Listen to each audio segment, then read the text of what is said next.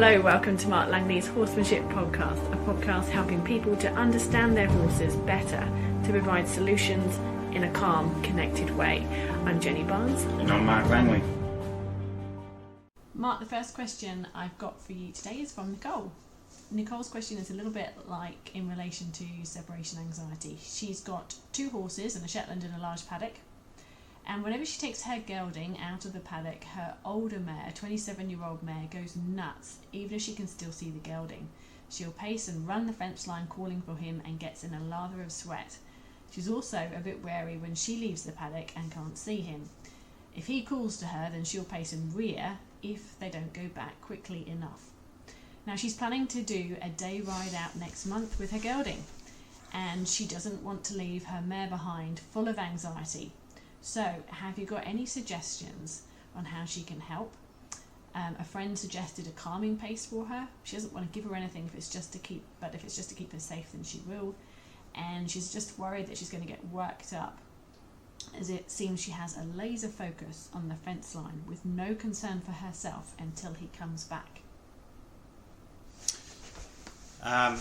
This is a common problem, and sometimes to rectify this, that's why some people keep their horses on their own, so they hope this problem doesn't happen. But there's just as many complications in separating a horse and keeping on its own and living on its own, so you don't have these problems of taking it away from other horses. So I would rule out that option if anyone sort of tries to steer you down that road, because I think it's fair to horses to have them in groups. It sounds like that the mare was with the Shetland, like in the question. You mentioned that the mare was with the Shetland pony before the gelding came along, so they have been together. The Shetland and her have been together, and she's coped with that once before she knew about the gelding. There are some horses that lack a lot of confidence, and they really that dynamic of having that extra horse there, and that extra horse takes some of the load of the everyday anxiety that comes along and things like that. She obviously feels that horse going is really a really big thing for her. In these situations, the idea of calming pace or stuff like that, most of those magnesium type pastes, I'm under the belief that they'll only ever work on horses if they're low in magnesium. So if the horse is already okay, you're just spending money on something that you think's going to calm down your horse. And to be honest, a lot of those calming things, they're just it's not really going to help. And what I've been told is, as I say, about if they're already high in magnesium or okay with magnesium, then it's not going to do anything. In the respect of this, it's graded. A lot of these separation anxiety problems are graded exposure. So I would take I would take 2 angles at this. The first angle would be I would take the mare away from the gelding first. So I would sort of, if the gelding's not as bad with the Shetland when the mare goes away, I would take her out of the paddock. Still in visual, she's still in, she can still see the gelding, and take her out, and then just take her back and take her out and take her back, slowly going a little further each time, and get good at distracting her. So when she gets a little distracted, as in her thoughts start to go back to the gelding, but she's not too far away to be super anxious, I would use distraction there to see if I can get her to let go of the gelding. And once she kind of becomes more aware of you and she centres a bit, she'll come down and she'll realise that you're calm and strong, and she can sort of let go of the gelding and calm a little bit, and then slowly I'll take her further away till she can't see him. And by doing that also, you're also grading the exposure for him too. So in a sense, you're helping them both at the same time. That's helping you get more of a handle over her, and her becoming more confident with you. But at the end of the day, she's going to be left with the Shetland, and you're not going to be there. But it's still just another tool that you can have when you take her away from him. And she'll realise that it's not just him that she can get some comfort out of. It's, you know, she can let go of him. So your objective when you lead her away is just basically saying you can let go of him. You can let go of him until she gets better at that, and as I say, go further and further away.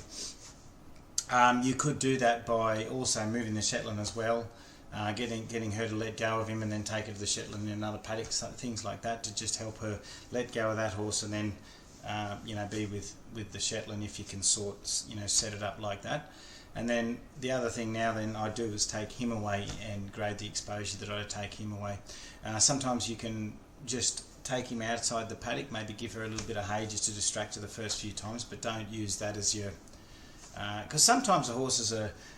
You take a horse away in an instant and then all of a sudden the horse at home, they don't know where they've gone and then they go back to being calm. Others may just pace the fence all day. You just don't know what you're going to get until it happens. But when they know they're there, sometimes they're worse than when they completely disappear. So that is something that you could do an experiment with. Is you have a friend watching your horse and you just take her away quickly in a float, or take him away and just see what happens. But obviously, if she's stressing too long and it's just out of hand, you would bring him straight back and go back to what I'm going to explain to you, which is more the graded exposure. So the graded exposure is same thing as the gelding. Take her out. Take him out. Maybe let her have some hay a little bit, and then just do something with him not far from her. And then when she gets over the idea that he's there and she kind of lets go of him and wanders off a bit, then you'll just bring him back and put him back in there. And you might do that twice a day, 2 or 3 times a day. If you've got time, just to do it a little bit and go further and further each time until she starts to realise that you're going to bring him back. He always comes back. And then you will take him away for a little longer each time, and hopefully she will bond more with the Shetland and realise that it's okay, he's coming back. Most situations like claustrophobia, really bad separation anxiety, especially for the horses that are left behind, you're just doing it in small increments and then increasing the time and the duration of what they have to accept. But the most important thing is being able to set a scenario up where they can let go of the other horse. That's really important, because you're teaching them, you're helping them do something that they weren't doing themselves.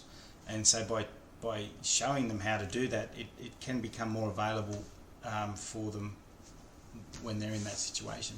That's really interesting. It's like you're reprogramming their minds. Yeah. Their sort of mind patterns. It's a bit like weaning young horses. If you look at how you wean a horse, like foals off their mums and mums off their foals sometimes, because some mums are worse at letting their foals go than other mums.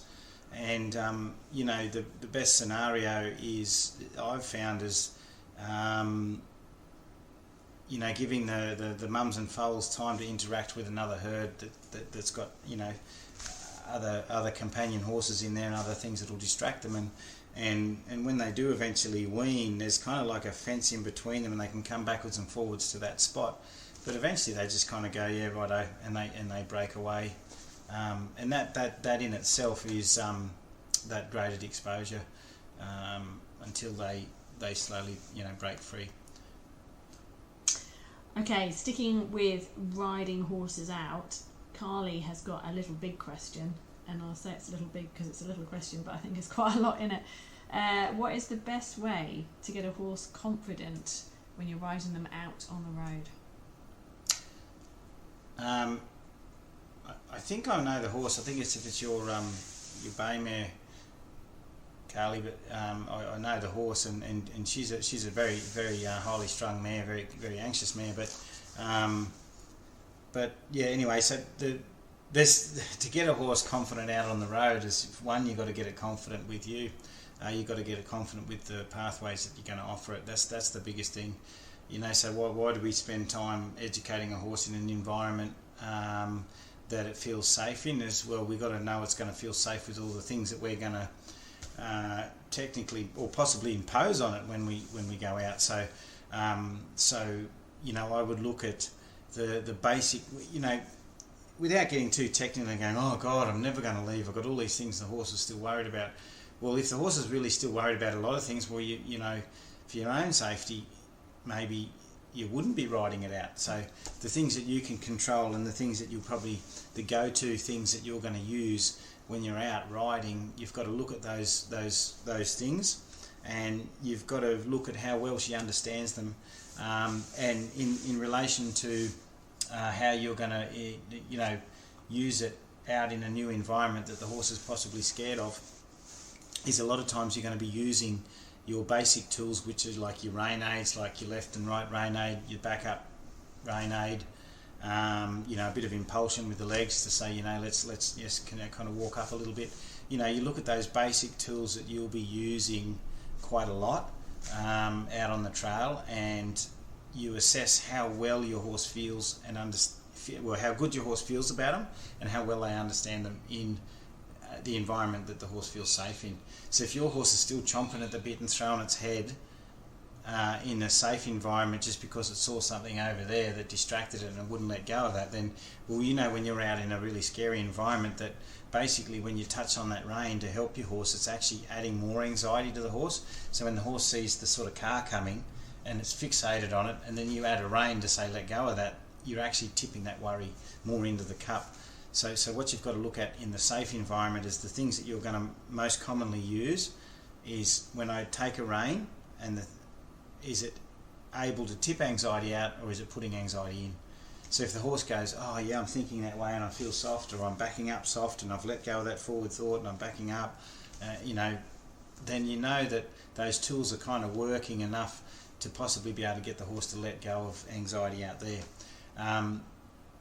And there's so many other tools. You're going to have to think about it without me going through every single thing that you'd look at before you go out. And you're just moving around on your horse. Like if you're riding around in a safe environment, you're moving around on her a lot, and you know, you touch this and you do that, and you if she's kind of twitching, you know, and looking back and a bit nervous on one eye looking back at you and things like that, then you also know that you're scaring her a little bit. So then she's got to deal with trying to still understand that you're a bit scary on top of her, and the cars are scary as well, plus all the other things. So that's something you look into as well, and get her confidence there. You know, she's got to see you at all different angles and things flapping a bit at all different angles, and not be too bothered by it, because on some super sensitive horses it's just too much of an overload. So that being said, you look into that. Then, much like a lot of these situations that I talk about with separation anxiety, it's a graded exposure thing, and there's a video on our subscription where I was talking. I was riding Marvel, and Marvel was getting a little worse when I just sort of thought, oh, just a few wet saddle blankets, I just want to ride out with the kids and he'll be alright.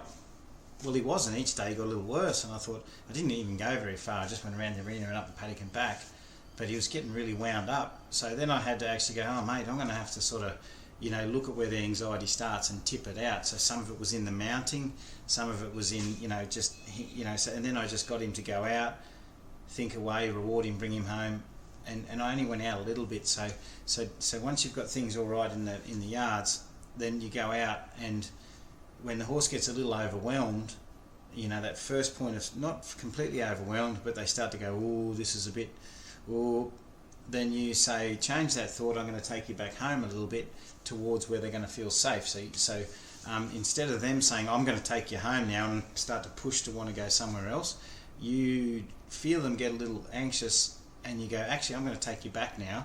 So they say, that was a really good idea. I like following that rein and you, because you took me back to somewhere a little safe. And then you come back and have another take at it. And a lot of times, and what happened with Marvel was he just got a little further each time until I could drop on the reins and he was walking a straight line out. He wasn't destinating out and marching and just avoiding everything. He was just walking, checking stuff out.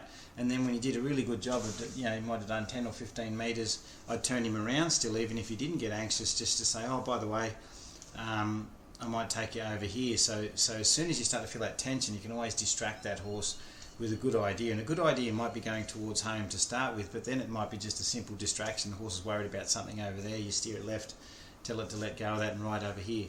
And then the horse goes, oh good, that's a good idea. And you're using those reins to say, let go of that anxiety of that thing that you're looking at or you're worried about, and that's how you ride out. But you've got to know your horse well enough. Like I'd hate to sort of, someone to take information off a podcast or a video and try it.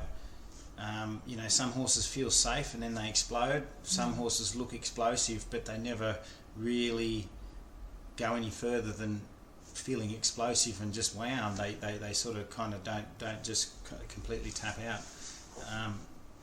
You've just got to be aware of that. What about do you ever sort of pick your roads so that your time of day, so that you're on the side, there's a lot of verge between you and the cars?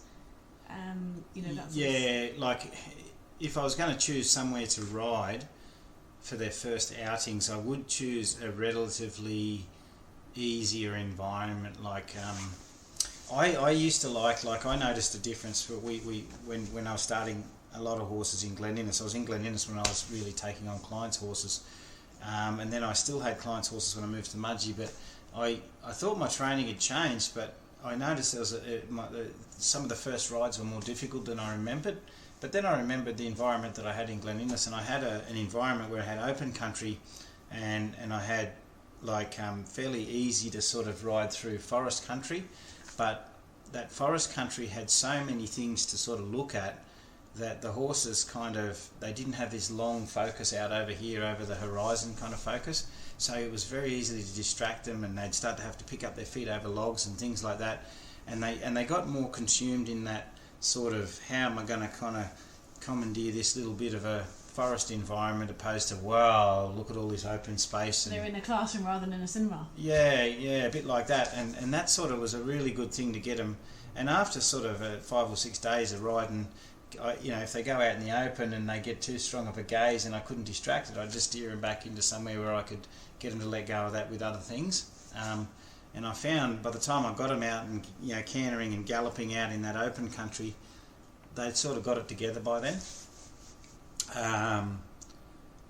So sometimes I say to people, if you're going to go out with a friend, sometimes forestry roads are good if there's not a lot of traffic, those quiet forestry roads, because it makes a bit of a hallway, and the horses don't really want to bolt off through the bush because that's a bit too much for them, but it gives them a sort of a track that they can just ride along, and just tracks through the forest that guide them a little bit, instead of sort of going out into the big open places and just expose them out. But you do run the risk of, if a horse did get away, you do have forest country there, so that's why you've got to work on all those things that you can control in the arena or the safe place till your horse is softer.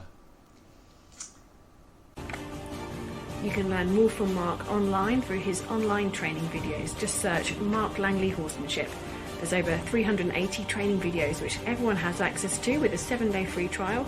If you like what you see, it's just $15 a month from there. That's help where you need it.